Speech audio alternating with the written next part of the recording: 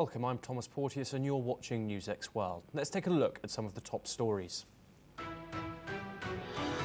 Israel has agreed to let Syrian security forces enter Sweden for 48 hours amid escalating violence in the Druze-majority region. An Israeli official said the move was made due to ongoing instability in southwest Syria. France, Britain and Germany have warned Iran to restart nuclear talks immediately or face the return of UN sanctions. They've given Tehran until the end of August to show concrete progress after recent attacks on its nuclear sites. The United Nations has urged an immediate halt to forcible returns to Taliban-ruled Afghanistan after Germany deported 81 convicted Afghans today. The UN warns many returning refugees face persecution, detention or torture under the current regime. The Russian Defense Ministry claims its air defenses has destroyed 73 Ukrainian drones overnight, including 3 targeting Moscow, with 31 intercepted over the Bryansk region near the Ukrainian border. Moscow Mayor Sergei Sobyanin reported no casualties or damage as emergency services examined fallen drone debris. US Republicans have now approved President Donald Trump's plan to slash $9 billion in funding for foreign aid and public broadcasting, framing it as a move to prioritize American interests. While the lawmakers vowed that was only the beginning of broader spending cuts. Meanwhile, President Donald Trump has threatened to sue the Wall Street Journal and Rupert Murdoch over a report claiming he wrote a sexually suggestive letter to Jeffrey Epstein in 2003. Trump denounced the story as fake and defamatory on his Truth Social platform. Brazilian President Lula da Silva has slammed US President Donald Trump's plan to impose a 50% tariff on Brazilian imports starting in August, calling it unacceptable blackmail and vowing not to take orders from any foreigner. The escalating trade spat follows Trump's claims of unfair practices and treatment of ex-President Jair Bolsonaro.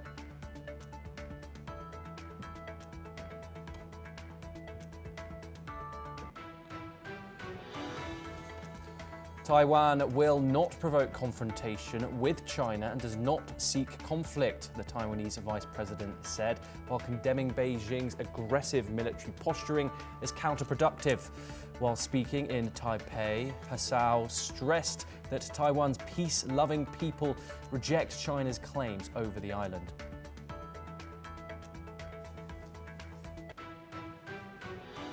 Now for our top story this hour, we start in the United States. Donald Trump's administration said it would seek the release of grand jury testimony related to Jeffrey Epstein. This comes as the US president sought to dispel lingering political fallout over his team's handling of the late financier's sex trafficking case. Attorney General Pam Bondi has said that the Justice Department will ask a court to unseal the grand jury transcripts, as Trump's relationship with Epstein came under the spotlight again over an alleged off-color letter published by the Wall Street Journal. Trump called the letter a scam and threatened to sue the Wall Street Journal and its owner Rupert Murdoch. The article in the Journal says the letter featuring a sketch of a naked woman and Trump's signature was part of a collection of notes for Epstein's 50th birthday in the year of 2003. The Republican president has called the story false, malicious and defamatory. We're now joined by Ross Feingold, who's a political analyst. He joins us live from Taipei, Taiwan, to discuss this further. Ross, before we get into the details of this, what are your thoughts on this escalating situation for President Donald Trump? This seems to be a bipartisan issue, scrutiny from all sides. What has been your thoughts on Donald Trump's initial response to this scandal? The core of the issue here is that over the past 5 years, Trump supporters, specifically in the media, they often talked about the Epstein scandal And they often hinted that there are a lot of rich and famous people, most likely Democrats, who are involved in this scandal, and their names are on a list of Epstein's clients. Was one of the main accusations, and that the government had in its possession this information, and that during the Biden administration wouldn't release it. And the hope was that when the Trump administration won the election and took over, that they would release this information. So when the Justice Department recently said that there actually is no such thing as a client list and they weren't going to release any more information, there were a lot of disappointed supporters. They felt that they were led on, and or that the government, the Trump administration, is now hiding something. And Trump basically said, move on and forget about it. And that angered some of his supporters as well. So the situation is not over yet. It's probably going to percolate for a while. We have this new accusation that you mentioned in the Wall Street Journal, which is certainly going to help keep us in the news in the coming days. Ross, you've said that you think this is going to escalate for slightly longer, but how big of an issue is this for Donald Trump as his presidential term, in regards to the broader prospect of his presidential term? On the assumption that no further information is released by the government, that's certainly going to anger some of President Trump's core supporters. But it's not like they're going to go and support the Democrats. So he might have some of his support, some of his base might be angry about this. But Trump is probably right that they'll get over it because, again, they're not going to go and change their support to the Democrats. And Trump is going to be the president for the next 3.5 years. So, Trump always exudes a lot of confidence when it comes to his base, and he's often proven correct that ultimately, no matter what, that base is going to stick with him. You do say he is going to be president for the next 3 years. However, what we do have coming up is the midterms in the next year. Is there any thoughts on how this might affect that in regards to the president's popularity? I think it's just simply too early to talk about the midterms and how current events in July are going to affect July 2025 are going to affect the midterms in November 2026. I think it's still a long ways off. And again, supporters of President Bush have shown resiliency. President Trump, and they're unlikely to switch sides. I mean, the worst that happens is they stay home. But again, I think it's just too early to make that forecast. And what impact could Trump's threat to sue the Wall Street Journal have on his reputation? He's been willing to sue media, most notably recently was CBS, which settled with him for a lot of money. Sometimes he makes idle threats about suing media and he doesn't carry it through. But he certainly has the money to spend on very good lawyers if he wants to do that and drag the Wall Street Journal into a protracted battle. But remember, there's always a defense, which is the truth. So if this letter really was sent to Jeffrey Epstein, then Trump is not going to have a case, but that remains to be seen. Yes, and in regards to his alleged connection to Jeffrey Epstein, how much do you think conspiracy theories have played into this story? We know that Donald Trump is very, very popular within that sphere. If you can tell us a little bit about the importance of the conspiracy theory sphere in the MAGA movement and how that has driven this controversy.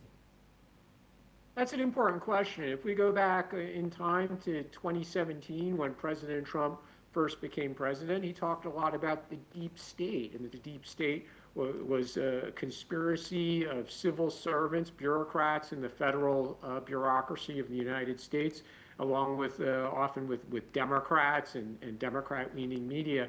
And Trump talked about things that the deep state was hiding from the people. One of them was more information about Jeffrey Epstein. Another one was the Kennedy assassination. Another one was purported visits to Earth by UFOs.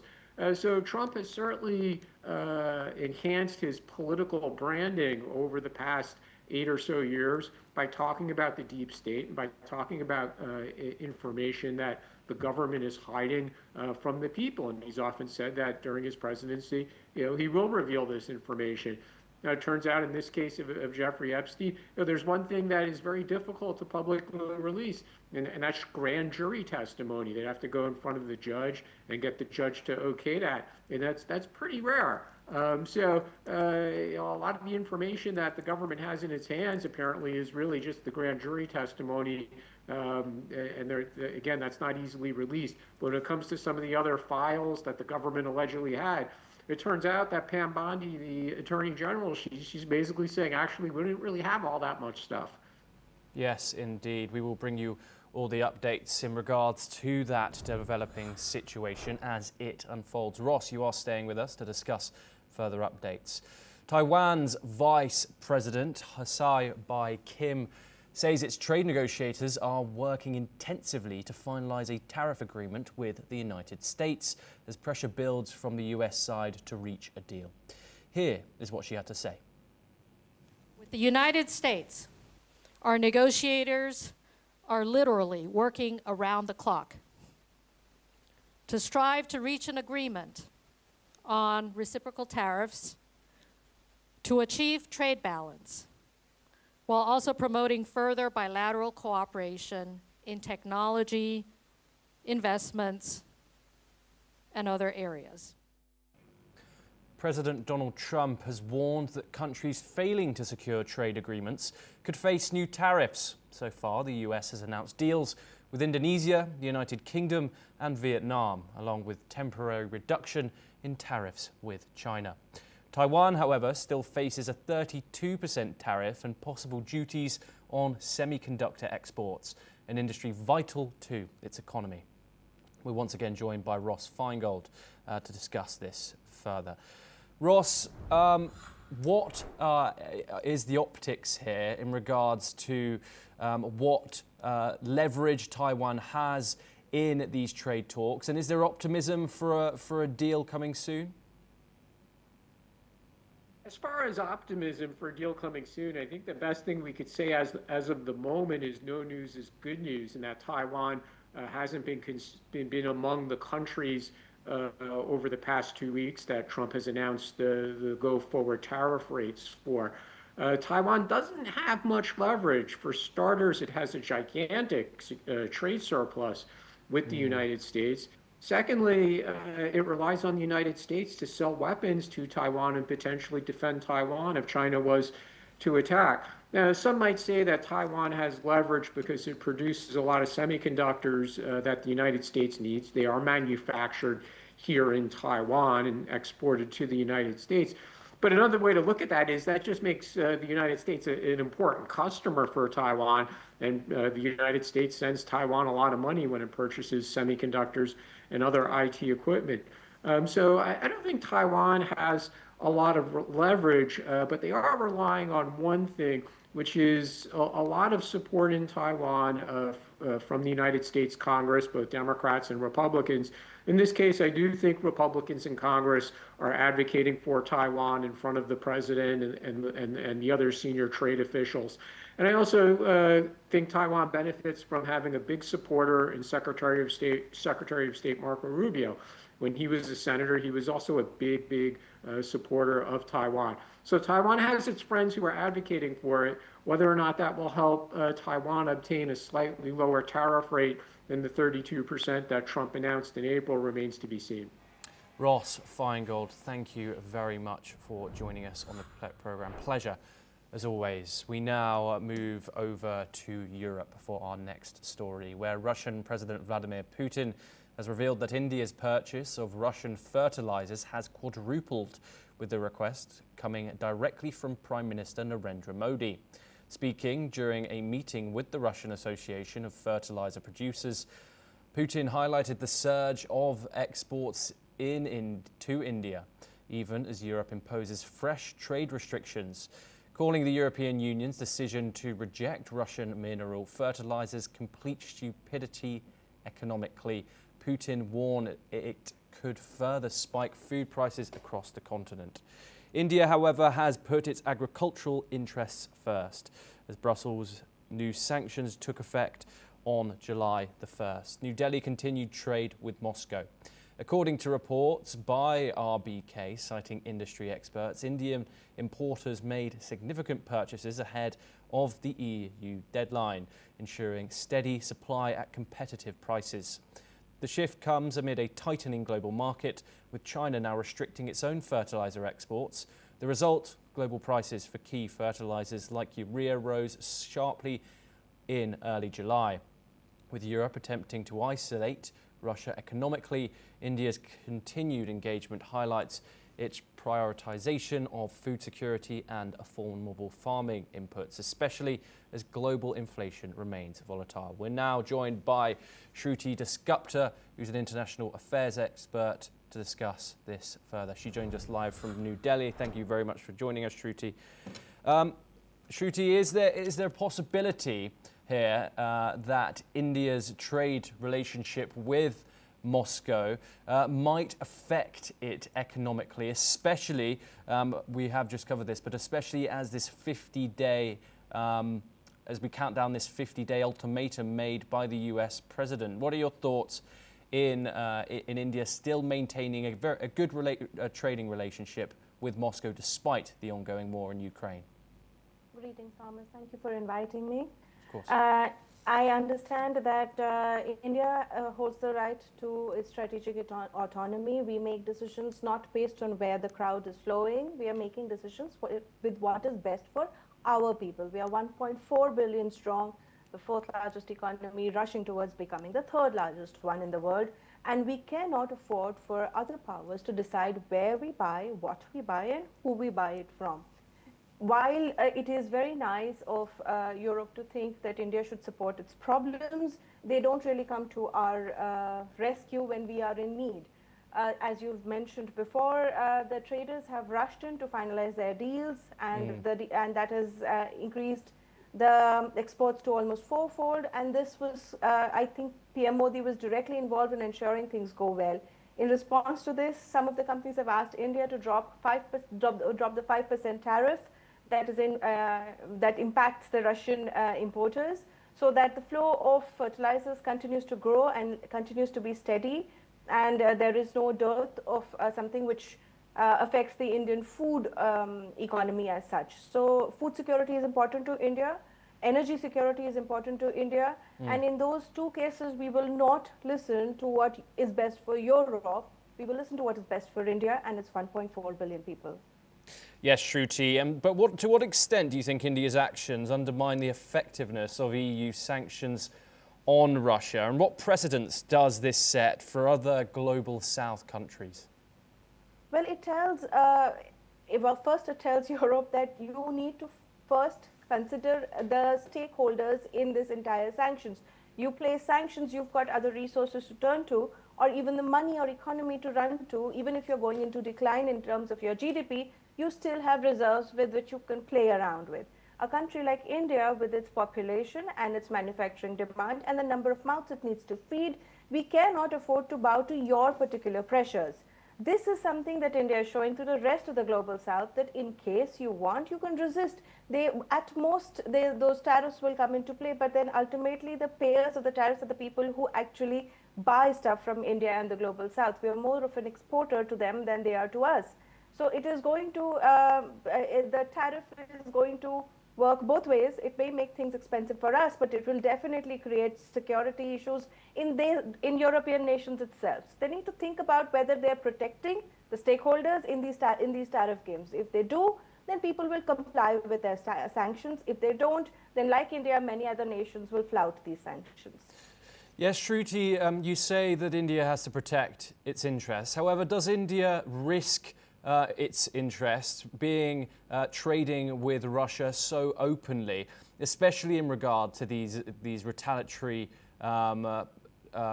tariffs that Donald Trump plans to put on Moscow's top trading partners once this 50-day ultimatum is up?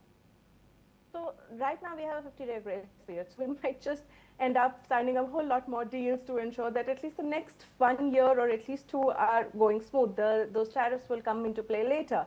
So we are hoping beyond that there will be probably diplomatic black channels happening that may put an end to the war, put peace on the table for Europe, and India might not have to face those questions ultimately. So it's a gamble that we're taking, but the gamble happens to play into our hand. We hold the cards right now. We want something, Russia supplies it. China has chokehold it. It used to supply about close to 90%. It's not directly banned export to India. What it is doing is it stopped inspections of the goods that were supposed to be exported to India. So they are lying there on the ports without actually reaching the shores of India. So there is a larger question that the Europe needs to answer to that. What do you expect India to do? Do you expect Indian farmers to stop farming? Or do you expect 1.4 billion mouths to go hungry just because you want to put an end to war that is happening in Europe? So it's something that Europe also needs to consider. It is a risk, but we are hoping to take it, and we are hoping the gamble pays off. Yes, Srushti Dasgupta, thank you very much for joining us on the programme. Pleasure to talk to you, as always. We now move on once again back to Europe, where Russian drone and bomb strikes have killed at least 6 people in Ukraine's east and south, according to local authorities. The latest escalation comes as Moscow continues its aerial assaults on Ukrainian cities, defying US President Donald Trump's call for a halt to its invasion. The deadliest attacks hit the Dnipropetrovsk region, where at least 3 people died and several buildings were damaged. Governor Sergei Lyask reported that a drone attack in the Kamyanske district caused a fire, killing 2, while a 52-year-old man was killed in another strike. Additional casualties were also reported in the partially occupied Donetsk, Kherson and Zaporizhia regions. Ukraine reported that Russia launched 35 long-range drones overnight, though it's far fewer than the hundreds Moscow is capable of deploying. In retaliation, Russia claimed to have shot down 73 Ukrainian drones, including 10 headed towards Moscow. We're now joined by our guest, Mark Sutherland, who's a geopolitical commentator. He joins us live from London to discuss this in further detail. Mark, thank you very much for joining us. Before we get into the diplomacy, let's first talk about what's going on the battlefield here. We've seen escalation from both sides, it seems. What are your thoughts on these new strikes that have once again hit these regions in Ukraine's east and south, Mark? Good to be with you, Thomas. Any escalation is sad. We want this war to end extremely quickly. We want people to come to the peace table to discuss that. I understand in one of these attacks, even one I think drone or missile had actually bounced off the local regional rabbi's car. I don't think anyone was injured within that, and sadly also a train and even the transportation building was then attacked as well. Thomas, I think there is a greater issue here, which is, as you said, there was only 35 drones. The whole Russian military strategy is to draw the Ukrainian army in and away and to slowly go through, as we've called it, in regard to the meat grinder. But as you would rightly point out, we've just seen rockets go in yet again, go into, of course, civilian areas, damaging infrastructure, etc. But there is a bigger, wider discussion that is reported very well by others, people like Paul Warburg in the States, which is to look at how suddenly the whole funding then of Ukrainian weaponry, when certain weaponry is now appearing into the theater of war, and the fact that suddenly they may take ground and then suddenly they will lose that ground because they then don't have access to the particular missiles and armaments that they actually need. As I've said before, joining you and others on this channel, that we want to see this end. And at the moment, we're not seeing that situation at all, and there's been appalling casualties on both sides. Indeed, Mark. We have seen a statement from the Russian spokesperson today saying that there's unsure of when or if there's going to be more direct communication with the US president and his Russian counterpart.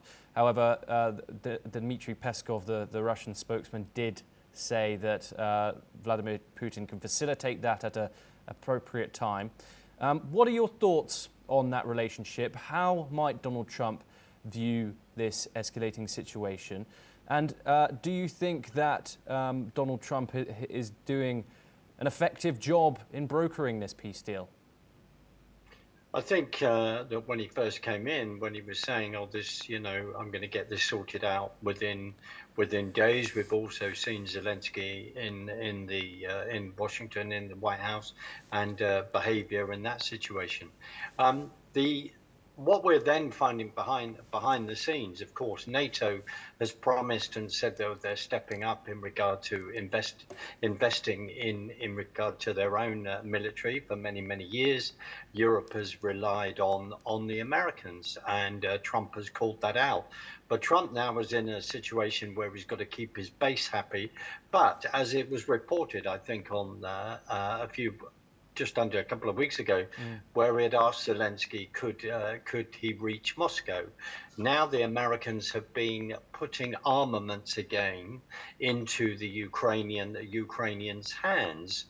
And Trump is then able to turn around. He is the man of the deal. He wants money back. Now, the Ukrainians are buying some of that. NATO is buying that. So they are then able to give to the Ukrainians in the theater of war.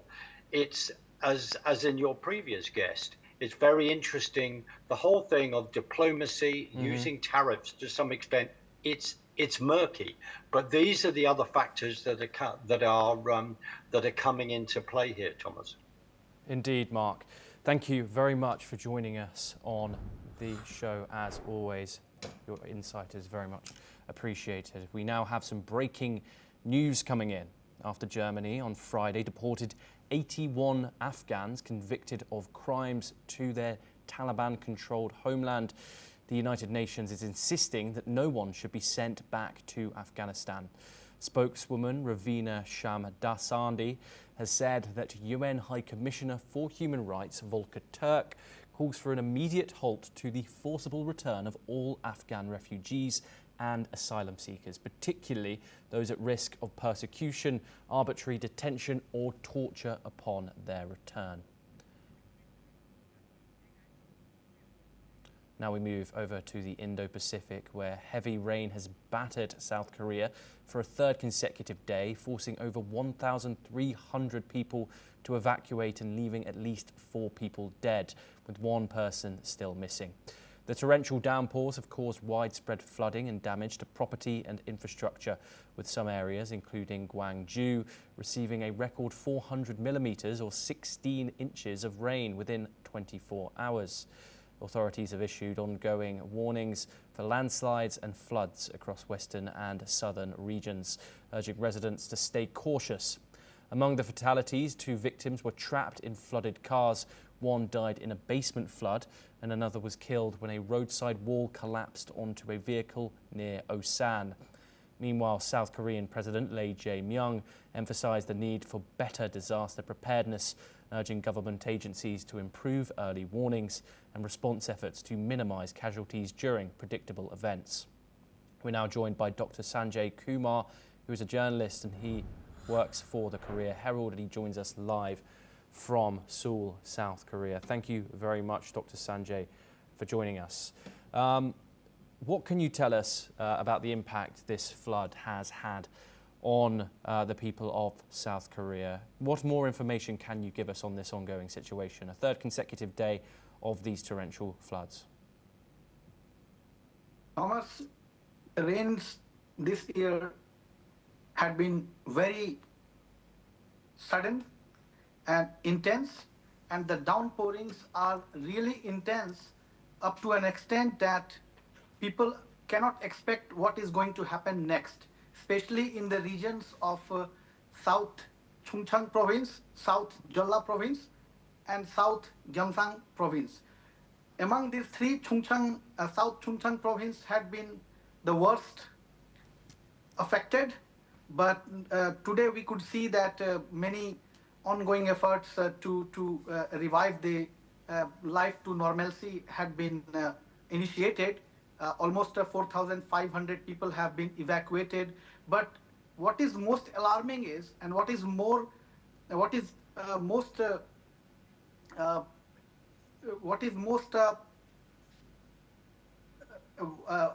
worrisome is that many people are still missing. So yeah, although the authorities are trying to find them, but when rains of this scale comes, it's very difficult to find the alive or the alive bodies who are missing or dead. So these are the greatest concern right now. But if we see the history, I think in the last 200 years, Korean people have not seen such intense downpouring. When I say downpouring, I am trying to say that all of a sudden you will see that rain has stopped, but after a few minutes you will find that the intensity and density of rain goes very high. And that is why Korea Meteorological Administration has once again warned that that Korean people must not relax over the weekends. And it is highly likely that once again this downpouring may happen. So this is the major concern the Koreans have right now. And from the government perspective, President Lee Jae-myung today, he convened one of his first emergency meeting today, and he has said all the authorities to mobilize all the resources in a unified manner to implement unified response. And like yesterday we had been talking, many trains have still suspended. They remain suspended. KTX was operating, but outside Seoul, life has been very kind of not very normal still. This is what I can say you right now.